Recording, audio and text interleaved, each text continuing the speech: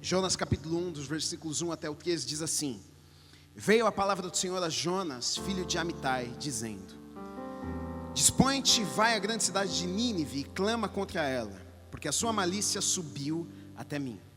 Jonas se dispôs, mas para fugir da presença do Senhor, para Tarsis, e tendo descido a Jope, achou um navio que ia para Tarsis. Pagou, pois, a sua passagem e embarcou nele, para ir com eles para Tarsis, para longe da presença de Deus. Amém. Deus, fala conosco.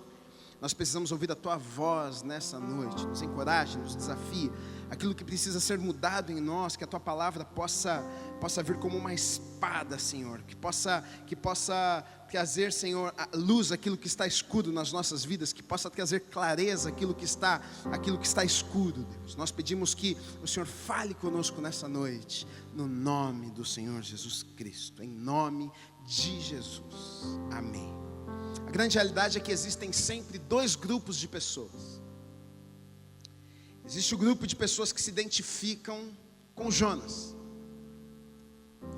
que ouviram uma palavra de Deus, que ouviram uma ordem de Deus, que sabem qual é a vontade de Deus para a vida delas, sabem quais são os sonhos que Deus tem preparado para a vida delas. Deus falou com elas, Deus deu uma direção, Deus deu um comando.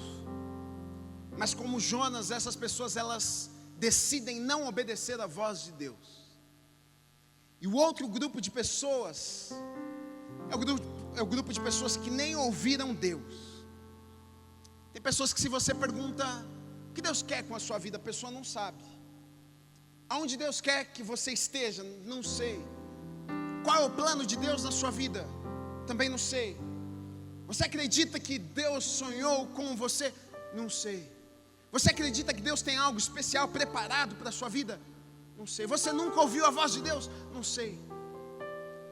Existem dois grupos. Existem aqueles que escutam, existem aqueles que sabem da vontade de Deus, existem aqueles que estão convictos. Eles ouviram de Deus, eles sabem que o caminho a ser tomado é aquele, eles sabem que a direção é aquela, mas eles decidem por algum motivo não seguir os passos do Senhor. Eles decidem desobedecer. E esse outro grupo de pessoas é o grupo dos que não sabem. Agora, como talvez você esteja sentado aqui e você fala: puxa, eu acho que eu estou no grupo destes que não sabem, porque eu de repente cheguei à igreja há pouco tempo, Gui, eu não sei tanto sobre a palavra de Deus, eu não sei tanto assim sobre a vontade de Deus, eu não sei o que Deus tem para a minha vida, eu não sei quais são os planos de Deus para a minha vida, eu não sei o que Deus sonhou para a minha vida. Gui, como que eu faço para descobrir? A vontade de Deus para as nossas vidas, ela é revelada através da palavra de Deus. Nós podemos encontrar a vontade de Deus, os sonhos de Deus, os planos de Deus na palavra de Deus. Deus nunca vai te mandar fazer alguma coisa que não está de acordo com a sua palavra. À medida que você busca a palavra de Deus, Deus começa a falar com você. Você vai lendo algumas histórias e você se identifica. Parece que você está naquela história. Então Deus está falando com você. De repente Deus está dando a mesma direção que Ele estava dando a um profeta, a um homem ali da Bíblia. Ou então uma história, uma parábola. A nossa vida, nós ouvimos de Deus, nós conhecemos os planos de Deus, nós sabemos dos sonhos que Deus tem para as nossas vidas, é apenas através da palavra de Deus. Ou Deus pode também falar ao seu coração, Ele pode falar apenas no seu coração, Ele pode falar audivelmente, Ele pode aparecer no seu quarto e falar com você. Eu não tive essa sorte ainda de ter o Senhor no meu quarto falando comigo. Eu escuto Deus falando através da palavra, eu escuto Deus falando no meu coração, mas quando nós ouvimos a palavra de Deus, nós temos direção para as nossas vidas. Lá em Oséias, no capítulo 4, no versículo 6, diz assim: o meu povo está sendo destruído porque lhe falta conhecimento. Você sabe a história de Oséias? Deus vem para este profeta e diz: olha, você deve se casar com uma prostituta. Um homem de Deus, cheio de Deus, recebe uma mensagem daquela: como pode eu, um homem correto, um homem íntegro, fazer uma coisa dessas, e Deus dá essa ordem àquele profeta, e ele faz isso, e ele se casa com aquela mulher. Talvez nem todos vocês conheçam a história. Aquela mulher, depois de um tempo, eles têm 3 filhos. Depois de um tempo, aquela mulher volta à sua vida, ela vai embora, ela volta para as ruas, e Deus dá uma ordem novamente ao profeta, dizendo: olha, volta lá no lugar onde você havia encontrado ela, e você vai comprar ela. Aquele profeta obedece a Deus, ele vai lá e compra aquela mulher novamente. E na verdade essa história é para nos demonstrar o amor de Deus por nós. Nós somos a noiva de Cristo, Ele é o nosso Pai. Mas lá no capítulo 4 diz assim: naquela época o povo estava em uma grande apostasia, uma confusão. O povo não obedecia a Deus. E lá no capítulo 4, no versículo 6 diz isso: meu povo está sendo destruído porque lhe falta conhecimento. Conhecimento do quê? Conhecimento na palavra de Deus. Então quando nós nos distanciamos da palavra de Deus, nós não vivemos os planos e a vontade e os sonhos que Deus tem para as nossas vidas, e nós seremos destruídos. Nós temos que andar, nós temos que basear as nossas vidas à luz da palavra. É o que diz lá em Salmo 119, 105: lâmpada para os meus pés é a tua palavra, e luz para os meus caminhos. Você quer ter uma vida clara, você quer ter uma vida leve, você quer caminhar na direção certa, você precisa aplicar a palavra de Deus na sua vida. Tem uma parábola interessante, eu vou ler para vocês rapidamente, a parábola dos talentos. Agora eu quero falar dos perigos, na verdade, do outro grupo, o grupo de Jonas, o grupo dos que conhecem e não obedecem. Quero te dizer uma coisa: quando Deus confia algo, nos confia algo, quando Ele deposita algo em nós, quando Ele deposita um sonho, quando Ele nos chama, quando Ele tem algo para as nossas vidas e nós não obedecemos, perigo de receber algo da parte de Deus e não fazer nada com isso. Eu vou ler essa parábola para vocês, é a parábola dos talentos. Está lá em Mateus, no capítulo 5, dos versículos 24 até o 29, diz assim, ouça: pois será como um homem que, ausentando-se do país, chamou os seus servos e lhes confiou os seus bens. A um deu 5 talentos, a outro 2 e a outro 1, a cada um segundo a sua própria capacidade. E então partiu. O que recebera 5 talentos saiu imediatamente a negociar com eles e ganhou outros 5. Mas o que recebera, do mesmo modo, o que recebera 2 ganhou outros 2. Mas o que recebera 1, saindo, abriu uma cova e escondeu o dinheiro do seu senhor. Depois de muito tempo voltou o senhor daqueles servos e ajustou contas com eles. Então, aproximando-se, o que recebera 5 talentos, entregou outros 5, dizendo: Senhor, confiaste-me 5 talentos, eis aqui outros 5 talentos que ganhei. Disse-lhe o Senhor: muito bem, servo bom e fiel, foste fiel no pouco, sobre o muito te colocarei, entra no gozo do teu Senhor. E aproximando-se também o que recebera 2 talentos, disse: Senhor, 2 talentos me confiaste, aqui tens outros 2 que ganhei. Disse o Senhor: muito bem, servo bom e fiel, foste fiel no pouco, sobre o muito te colocarei, entra no gozo do teu Senhor. Chegando por fim o que recebera 1 talento, disse: Senhor, sabendo que és homem severo, que ceifas onde não semeaste, ajuntas onde não espalhaste, receoso, escondi na terra o teu talento, aqui tens, é teu. Respondeu-lhe, porém, o Senhor: servo mau e negligente, sabias que ceifo onde não semeei e ajunto onde não espalhei? Cumpria, portanto, que entregasses o meu dinheiro aos banqueiros, e eu, ao voltar, receberia com juros o que é meu. Tirai-lhe, pois o talento, e dai-o ao que tem 10, porque todo a quem tem lhe dará, e terá em abundância, mas ao que não tem, até o que tem lhe será tirado. Lá em Tiago 3:1 diz assim: meus irmãos, não vos torneis muitos de vós mestres, sabendo que havemos de receber maior juízo.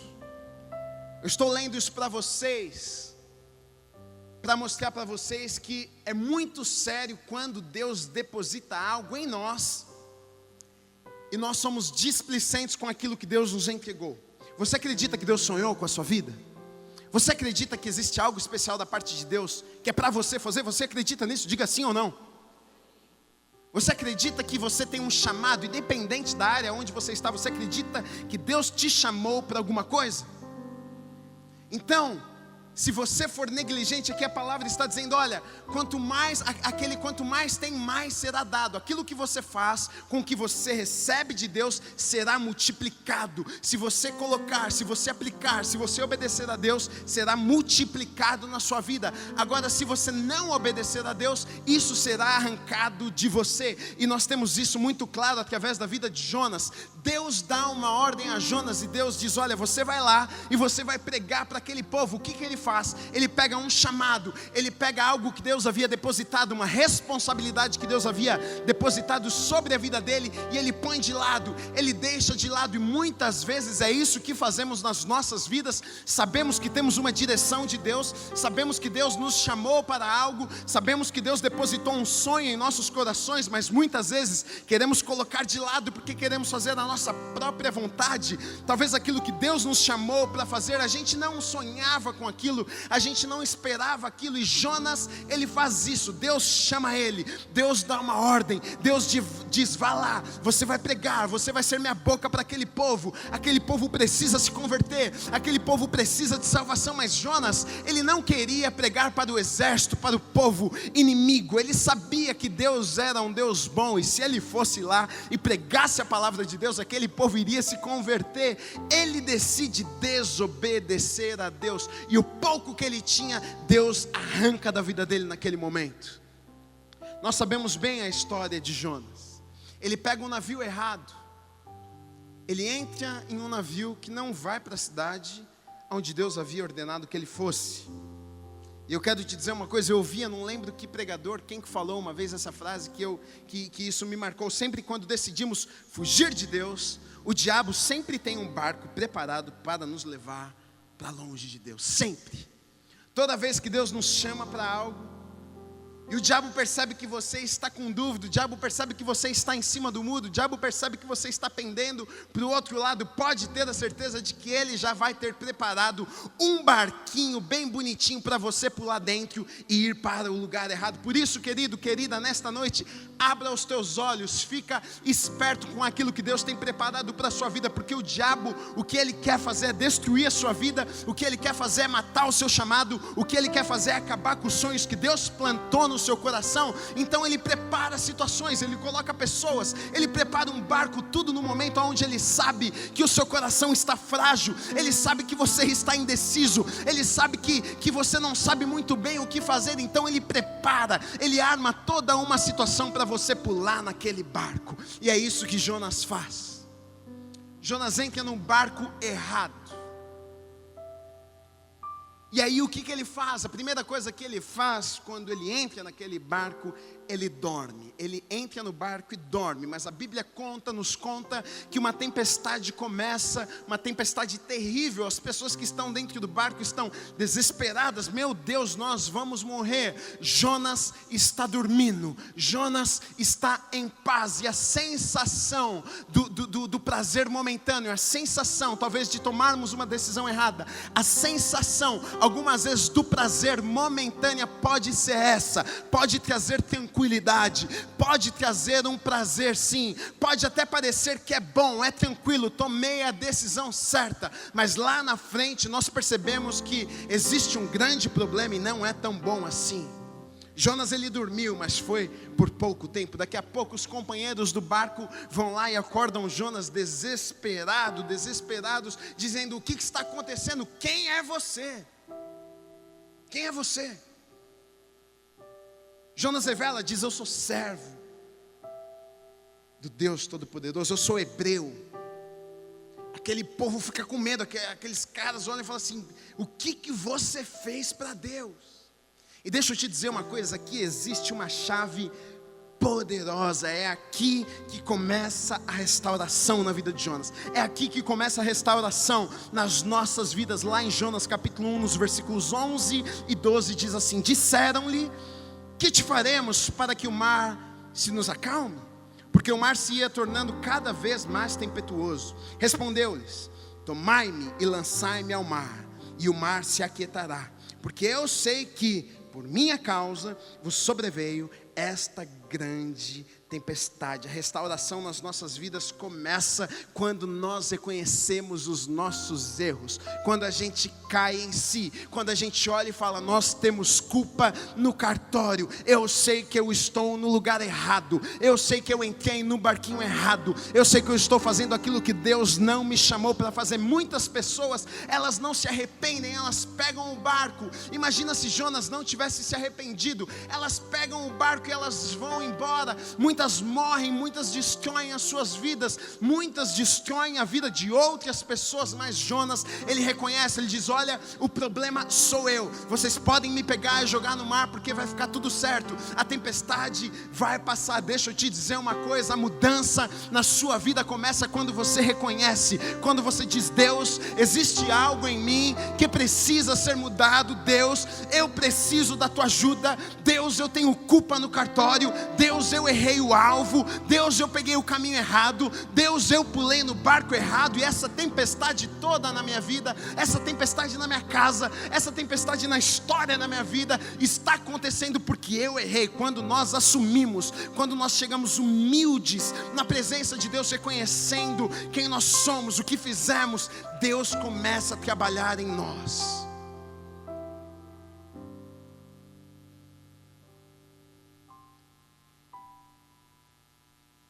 Agora é muito maluco isso, porque depois do momento onde deveria, na verdade, nós poderíamos pensar assim: a partir daquele momento, então pronto, agora Deus vai mudar a história de Jonas, agora Deus vai fazer algo sobrenatural. E muitas vezes é isso que esperamos da parte de Deus. No momento onde tomamos uma decisão: puxa, Deus, tá certo, eu vou tomar esse caminho. Puxa, Deus, é isso mesmo. Puxa, Pai, ouvi a tua voz nessa noite. Puxa, o Senhor falou comigo através da sua palavra. E muitas vezes a gente acredita e a gente acha que no mesmo instante as nossas vidas vai partir para melhor. A gente acha que, puxa, agora os meus problemas acabaram. Mas logo após Jonas reconhecer que ele está com o problema, logo após Jonas dizer: eu sou o problema, sabe o que acontece? Está com ele dentro de um oceano, em águas profundas, em um lugar de medo, em um lugar desesperador. E muitas vezes é assim que nos sentimos. Muitas vezes, quando estamos com o desejo de consertar as coisas nas nossas vidas, parece que estamos dentro de um oceano, parece que Deus não está conosco, parece: que será, meu Deus, mas agora que eu decidi fazer o que é certo, parece que me tacaram nesse mar profundo, escuro, tenebroso. Você se sente amedrontado, você fica com medo, você pensa: puxa, será que realmente eu fiz a escolha certa? Deus manda um peixe, Deus dá ordem a um peixe ir lá engolir Jonas. Jonas passa 3 dias na barriga daquele peixe.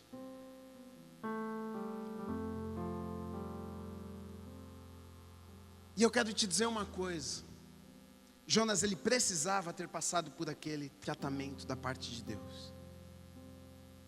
Ele ficou 3 dias ali. E depois do 3º dia ele faz uma oração. E depois que ele faz aquela oração, depois que ele quebranta o seu coração, depois que Deus já havia tratado algumas coisas em sua vida, Deus dá uma nova ordem ao peixe para cuspir Jonas na areia. Algumas vezes a gente pode ter a sensação de que o que passamos nas nossas vidas é porque Deus não está conosco.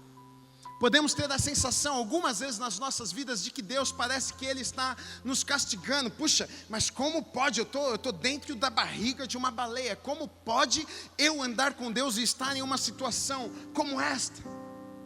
Quantos de vocês têm filhos?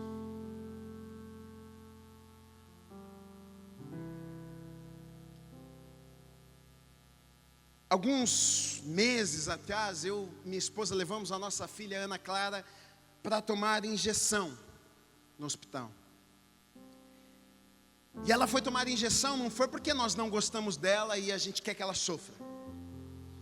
Ela não foi tomar uma injeção porque a gente quer matar ela. Ah, pronto, eu vou levar ela vai tomar uma injeçãozinha, ó, vai ficar esperta, eu vou fazer ela sofrer, vou fazer ela chorar. E a gente chegou ali no hospital e quando ela vai tomar aquela injeção, queridos, deixa eu te dizer uma coisa, ela berrava e os médicos seguravam o braço, a perna e eu tinha que segurar também. E ela olhava para mim com aqueles olhos de tipo, pai, você não vai me salvar, você não vai me tirar dessa. Mas ela não conseguia compreender que ela estava ali deitada, tomando aquela injeção, não era para a morte dela, não era para o mal dela, mas na verdade é para que ela tivesse saúde. E muitas vezes quando estamos no meio da dor, nós choramos, nós clamamos e olhamos para Deus e dizemos, Deus, o Senhor não vai nos acudir, e na verdade Deus está dizendo, olha, você está tomando essa injeçãozinha, você está passando essa dor, você está passando por esse momento difícil, mas na verdade é para a vida, na verdade é para que você conquiste aquilo que eu tenho preparado para a sua vida. Na verdade eu precisava quebrar um pouco do orgulho, na verdade eu precisava que você tivesse um coração um pouco mais manso, na verdade eu precisava tratar algumas coisas na sua vida. Então você precisa acreditar que Deus, o nosso Pai, Ele nunca vai permitir algo porque Ele quer que a gente sofra, mas sim para o nosso crescimento, para sim que sejamos saudáveis, para que sim vivamos aquilo que Ele tem preparado para as nossas vidas.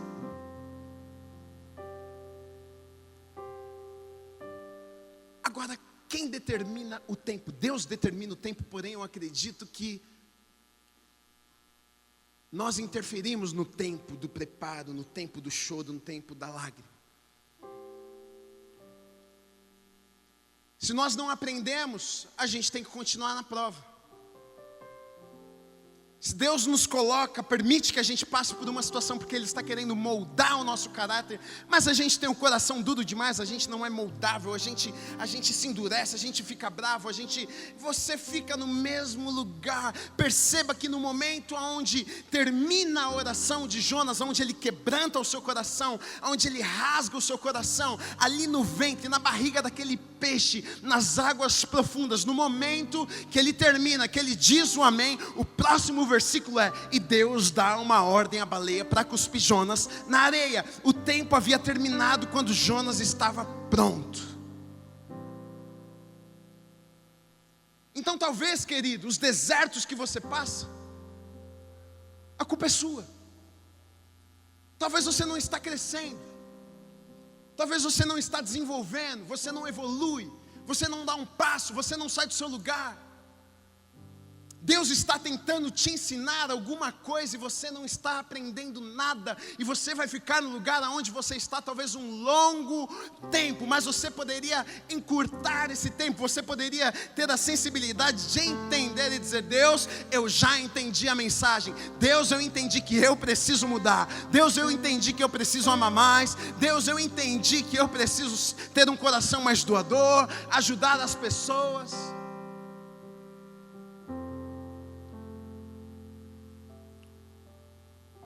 Lá em Mateus 25, 21 diz assim, disse-lhe o Senhor, muito bem, servo bom e fiel, foste fiel no pouco e sobre o muito te colocaste, entra no gozo do teu Senhor. Basicamente Deus está dizendo aqui, você passou no teste. É isso que Deus está dizendo, você passou no teste. Você estava lá no pouco, você estava no tempo de treinamento, você estava no tempo onde eu queria ver se o seu coração estava no lugar certo, eu queria ver se você era fiel, e aí você se mostrou fiel, então por causa disso, eu vou te colocar sobre o muito. Tem pessoas que nunca são colocadas sobre o muito, porque não são fiéis no pouco. Aqui eu não estou falando só de dinheiro não, querido, falo de dinheiro também, porque a Bíblia está dizendo a respeito disso também. Mas aqui em todas as áreas das nossas vidas, nós somos fiéis no pouco. Deus me confiou um ministério, eu sou fiel no pouco. Eu cuido das 3 ovelhas que eu tenho com amor, com carinho. Eu me dedico, eu estou sendo fiel ao meu chamado. Eu estou fazendo a vontade de Deus. Ele sabe que Ele pode confiar na minha vida este chamado. Então, Ele traz mais ovelhas, Ele traz mais pessoas.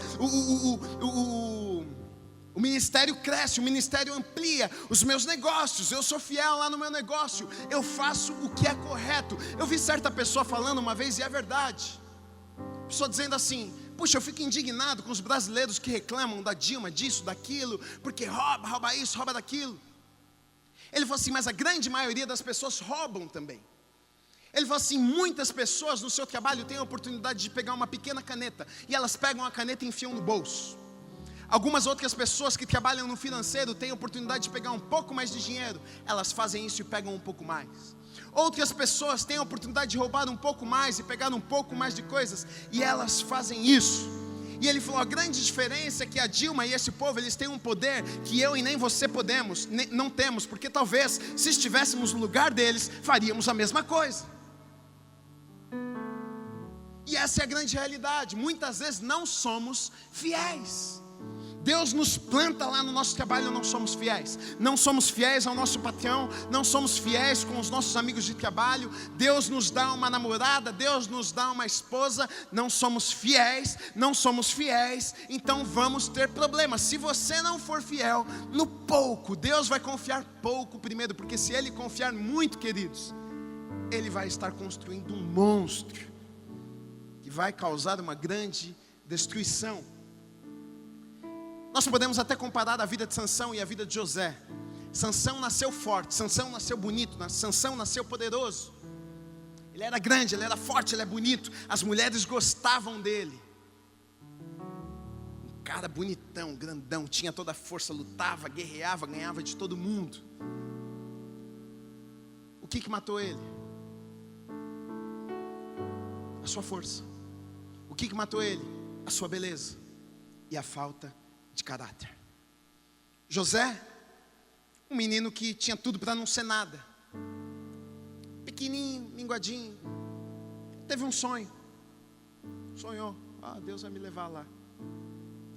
Entrou na escola de treinamento de Deus, passou, foi preso, enganado, tacaram na prisão, judiaram do bichinho, mas o caráter dele foi forjado, o caráter dele foi treinado, ele foi fiel nos pequenos passos, ele foi fiel nas pequenas coisas, e chegou o dia onde Deus exaltou a vida dele. Deixa eu te dizer, muitos querem ser exaltados, mas poucos querem ser fiéis nas pequenas coisas, nos pequenos detalhes. Queridos, se atente para as pequenas coisas, para os pequenos detalhes, que se você for fiel no pouco, Deus vai te colocar sobre o muito. Sansão morre sem visão, furam seus olhos. José chega lá em cima por causa de uma visão que ele tem, um sonho, um deslumbre. A diferença de sermos fiéis, a diferença de deixar Deus preparar as nossas vidas para viver aquilo que Ele tem preparado para nós. Jonas cai na terra, a baleia cospe ele. E quantos de nós já passamos por isso? Ufa, quase. Meu Deus, quase acabei com a minha vida. Meu Deus, o Senhor me livrou dessa mais uma vez. Nossa, eu vou te dizer uma coisa, eu já teve vezes que eu falei assim: uau, Deus me livrou. Eu tenho essa cara de bonzinho, mas eu era muito sapeca quando pequeno. As professoras da salinha que o digam. E muitas vezes chegamos depois desse grande susto, e geralmente o diabo diz para nós: tudo bem, Deus te livrou, mas agora você vai fazer outra coisa da sua vida, vai cuidar do seu negócio, vai, sei lá, fazer o quê? Faz alguma outra coisa, fica quietinho no seu canto. E olha que maravilhoso, em Jonas no capítulo 3, os versículos 1 e 2, diz assim: logo depois que Jonas é cuspido na praia, Deus vem e dá uma nova palavra a Jonas, e ele diz assim: veio a palavra do Senhor segunda vez a Jonas, dizendo: dispõe-te, vai à grande cidade de Nínive, e proclama contra ela a mensagem que eu te digo. Deixa eu te dizer, o nosso Deus é um Deus de segunda chance. Nós fizemos errado, nós pegamos a embarcação errada, nós seguimos o caminho errado, nós pecamos, nós deixamos Deus de lado, a gente abandonou, a gente se esqueceu dos sonhos que Deus tinha para as nossas vidas. Gui, eu desperdicei. Gui, eu tenho 50 anos e eu sei que Deus tinha algo diferente para a minha vida e eu simplesmente não aceitei, eu simplesmente deixei de lado. Mas essa palavra é para as nossas vidas nessa noite, essa palavra é para mim e para você. Existe uma segunda chance, da mesma forma que Deus falou para Jonas, Ele te diz essa noite: dispõe-te, faz aquilo que eu te chamei para fazer, faz aquilo que eu coloquei no seu coração, ainda dá tempo.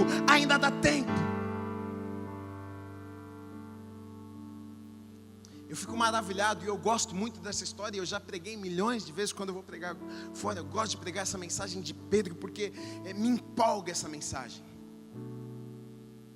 Pedro amava Jesus, mas ele era cabeça dura. Ele pisava na bola aqui, ali, errava. Ele era meio atrapalhado, fazia umas besteiras. E parece muitas vezes conosco. Jesus avisa ele que ele iria negar ele diz que não, e a gente sabe da história. Depois Pedro nega Jesus 3 vezes, vai embora com o seu coração triste, abatido. Meu Deus, agora as chances acabaram para mim, eu vou pescar, vou ser pescador de peixe novamente, porque agora o Senhor não tem mais nada para mim. O Senhor se encontra depois com os discípulos na praia, e pergunta para Pedro 3 vezes, a mesma quantidade de vezes que Pedro havia negado ao Senhor, havia dito: não conheço esse homem, eu não sei quem ele é. A mesma quantidade de vezes Jesus pergunta para ele ali na praia: você me ama? Ele diz: eu te amo. Arrependido, mal, coração abatido, apacenta as minhas ovelhas. Jesus diz para ele. Segunda vez: Senhor, tu me amas? Sim, Senhor, eu te amo. Então apacenta os meus cordeirinhos. Senhor, Pedro, que tu me amas. Senhor, eu te amo. Tu sabes de todas as coisas. O Senhor sabe que eu te amo. Apacenta os meus cordeirinhos, Deus. Jesus disse para ele. Basicamente o Senhor estava dizendo: Pedro, tem uma chance para você ainda. Não chegou no fim. Não acabou. E quando nós olhamos um pouco à frente, nós olhamos lá em Atos, logo depois dos evangelhos, Atos dos apóstolos, a gente vê um Pedro cheio do Espírito Santo. A gente vê um Pedro pregando ousadamente.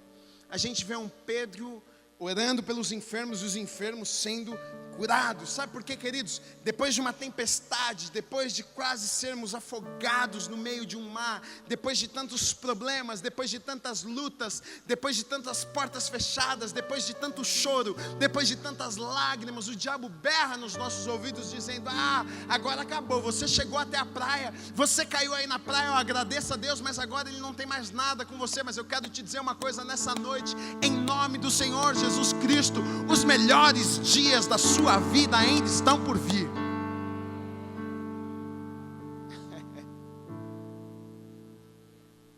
Os melhores dias da sua vida ainda estão por vir.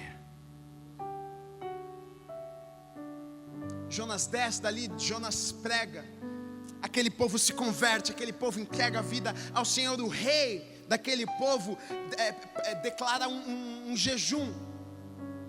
Eles jejuam, eles rasgam as suas vestes, eles colocam sacos, eles jejuam, eles se abstêm dos alimentos, porque eles se arrependem, eles estão com os corações arrependidos.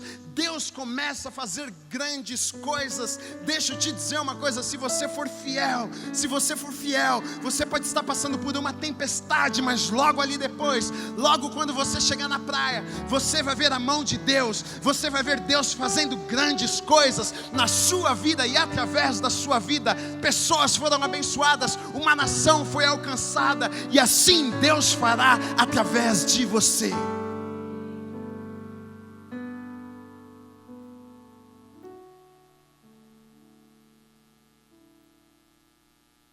Então, se você está no barco errado, reconheça que você está no barco errado. Se você está no mar por causa do barco errado que você pegou, clame a Deus, se arrependa. Ele é misericordioso. Basta uma palavra do nosso Deus para mudar a minha e a sua história. Basta uma palavra. Ele dá uma ordem ao peixe, o peixe cospe. E aí uma nova história começa na vida de Jonas. Não desista no ventre da baleia, do peixe, do grande peixe. Não ache que chegou o fim. Não ache que Deus não tem mais nada com você. Você cai na praia e talvez você diga: já está muito bom para mim. E novamente eu te digo: os melhores dias da sua vida estão logo ali na frente. Logo ali na frente. Você não pode imaginar o que Deus vai fazer na sua vida. Você não pode imaginar o que Deus vai fazer na sua casa. Você não pode imaginar o que Deus vai fazer na sua família. Ele permitiu que você passasse por tudo isso porque você precisava ser treinado. Você talvez precisava chorar um pouco. Você precisava quebrantar o seu coração. Mas Deus está te dizendo nessa noite: fica tranquilo, o choro está acabando. Fica tranquilo, ele durou uma noite, mas a alegria já está chegando. A alegria já está chegando. Deus já está fazendo algo novo na sua vida no dia de hoje. Eu quero que você fique de pé. Eu quero que você fique de pé no seu lugar. E eu quero te fazer um convite nessa noite. Se você sente que essa palavra é para você, se você sente que você está no meio de um turbilhão, se você sente que você precisa que Deus envie e dê uma ordem a um peixe, se você sente que você precisa de uma palavra de Deus, se você sente que você está nessa situação e você não quer desistir, e Deus falou com você, sai do seu lugar, vem aqui na frente nessa noite, que nós vamos orar. Nós vamos orar pela sua vida. E eu sei que Deus vai começar a fazer algo novo na sua vida nessa noite. Eu creio de todo o meu coração. Se você precisa de mudanças, sai do seu lugar, não perca essa oportunidade.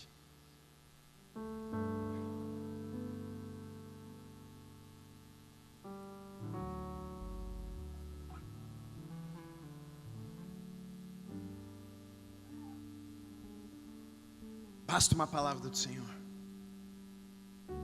Para mim, um grande passo você já deu. Você saiu do seu lugar. Você fez a mesma coisa que Jonas fez. Eu sou o problema. Você acenou para Deus e disse: opa, eu preciso ir lá. Tem algo na minha vida que precisa ser mudado e transformado. Você já fez a primeira parte. A segunda parte é com Deus, amigo. Você vai orar aqui, você vai derramar o seu coração, você vai rasgar da sua vida. E aí Deus vai vir e vai fazer da parte dele. Ele vai liberar uma palavra sobre a sua vida. E a sua vida nunca mais será a mesma. Em nome do Senhor Jesus Cristo, eu profetizo sobre a sua vida nessa noite a cura do Senhor. Aquele que entrou neste lugar nessa noite preso, seja livre em nome de Jesus. Aquele que está amarrado, aquele que está talvez ali dentro do ventre do peixe, aquele que talvez olha para frente e não vê uma saída, não vê solução. Nessa noite o Senhor libera uma palavra sobre a tua vida. O Senhor libera uma palavra e te arranca do ventre do peixe e te coloca na praia. A praia é um lugar de esperança, a praia é um lugar de começo, a praia onde você olha e diz: puxa, eu ainda tenho uma chance.